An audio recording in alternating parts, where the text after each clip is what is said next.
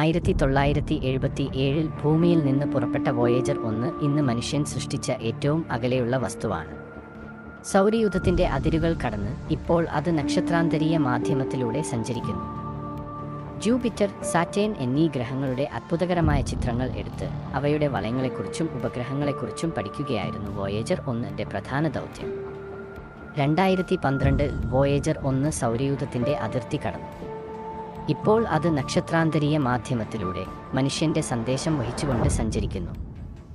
45 വർഷത്തിലേറെയായി വോയേജർ 1 തുടരുന്ന ഈ യാത്ര മനുഷ്യന്റെ ജിജ്ഞാസയുടെയും സാഹസികതയുടെയും ഒരു ജീവനുള്ള തെളിവാണ്.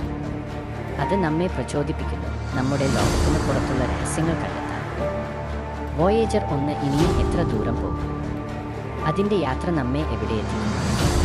ബഹിരാകാശത്തിൻ്റെ അനുഭൂതിയിൽ മനുഷ്യൻ്റെ പാടുകൾ തുടരുന്നു.